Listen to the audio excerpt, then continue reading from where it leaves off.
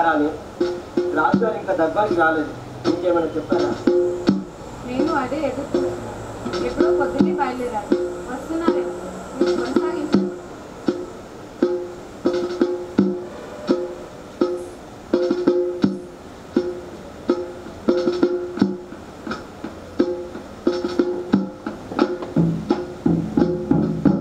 మహారాజు గారు రావడానికి ఆలస్యం అవుతుందంట. అందాక దీన్ని ప్రసవించమన్నారు. ప్రసవించం కాదురా, ప్రసంగించండి. క్షమించండి మహామంత్రి గారు, నేను రావడానికి ఆలస్యం అవుతుంది. కాస్త మీరే ప్రసంగించండి. మహారాజు గారి సందేశం మేరకు మీరే ప్రసంగించండి. అలాగే మీరేవో వరాలు ప్రకటిస్తానన్నారు కదా, ప్రకటించండి మంత్రి గారు.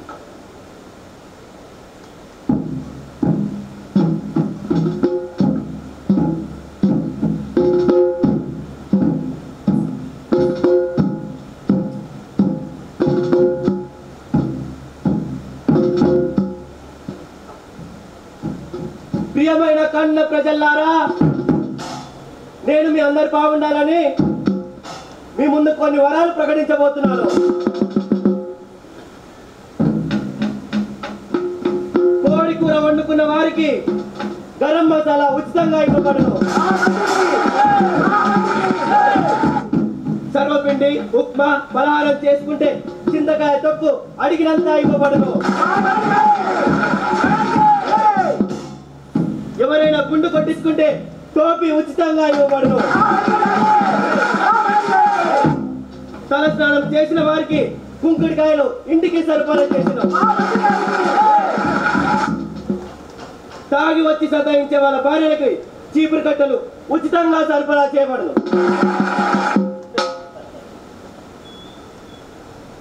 దొంగలు ఇంట్లో చొరబడితే మగవాళ్ళకి కారం పొడి, ఆడవాళ్ళకి రోకల్ బండ ఉచితంగా ఇవ్వబడును. ఇంట్లో తద్దిన కార్యం ఉంటే సర్కార్ వాళ్ళే వచ్చి ఇంటికి సున్నం వేసిపోతారు.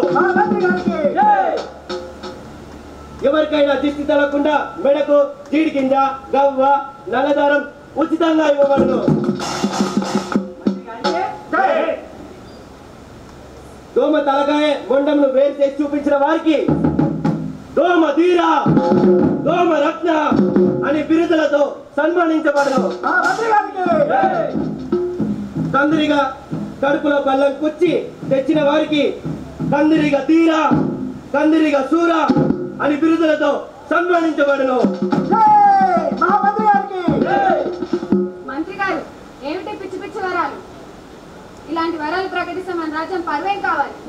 క్షమించండి మహారాణి, మళ్ళీ వచ్చేటప్పుడు మంచి వరాలు తీసుకొని వస్తాను. ఇలాంటి పొరపాట్లు మళ్ళీ జరగకుండా చూసుకోండి. మహారాణి,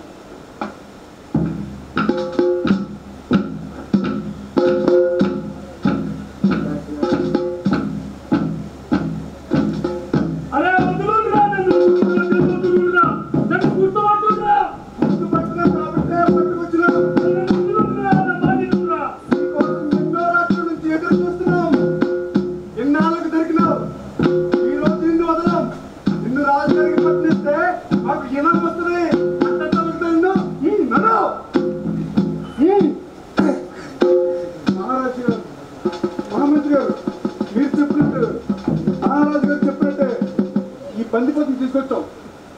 ఈడో పెద్ద దొంగ బందిపోటు. మహారాజు ఈయన పట్టుకోమనే చెప్పిండ్రు, పట్టుకొచ్చినాం. ఇక మీరే న్యాయం చెప్పుండ్రి. రాజుగారు వచ్చాక ఇనాం చూపిస్తానండి. నాకు న్యాయం చెప్తారా? నేనేం తప్పు చేసినా అని? మంత్రి, నన్ను గుర్తుపట్టు మంత్రి. ఎప్పుడు నా దర్బార్కి ఆలస్యంగా వస్తావు, ఏదో ఒక సాకు చెప్తావు. మొన్నటికి మొన్న నా తల్వార్ కోడ్ ఎక్కపోయిందన్నావు. నేను నీకు గుర్తొస్తలేనా మంత్రి? అది మరి రాజుగారికి నాకు జరిగిన సన్నివేశం అసలు నీకెలా తెలుసు? నువ్వెవర్రా? నేనెవరినా? కవిరాజా, నువ్వు మర్చిపోతే షాయిరీ నేనే గుర్తు చేసి చెప్పిన. బిర్యానీ जाफरानी चाय ईरानी, ये है मेरी शहर की पहचान। చేసి నన్ను మోసం చేయాలనుకుంటున్నావా? ఎవరు మీరు ఇంతకు?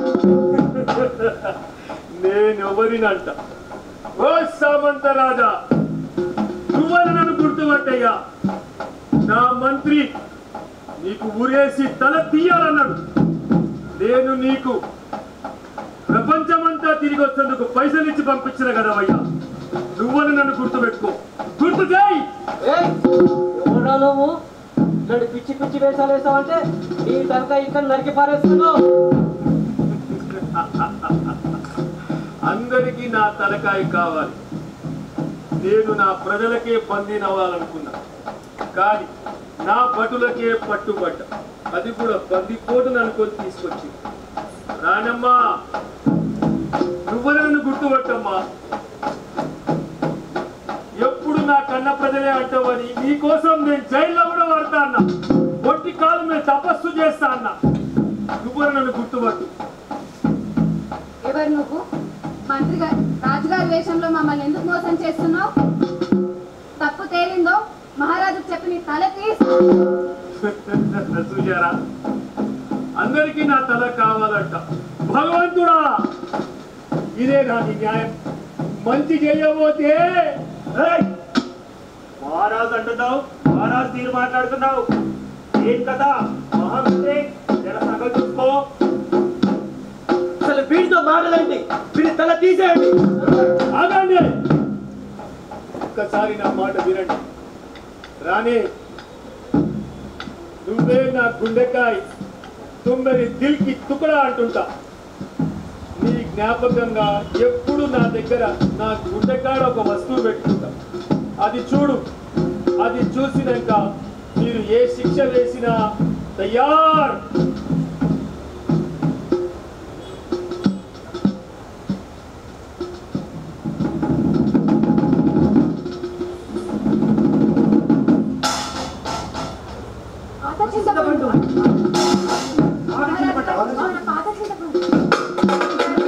ఆ సంఖ్యని తీయించండి.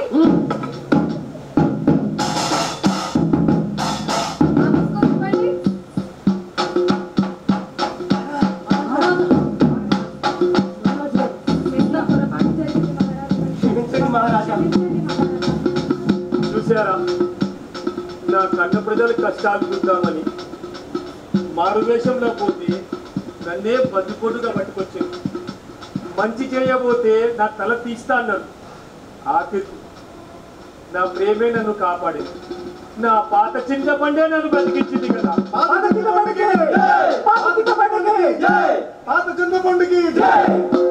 ఎందరో మహారాజులు, కానీ అందరూ క్రూరులు గారు, దుర్మార్గులు కాదు.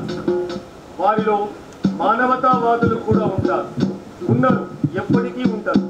ఇది నిత్యం సత్యం. అట్లాంటి వాళ్ళకి మా ఈ నాటకం అంకితం.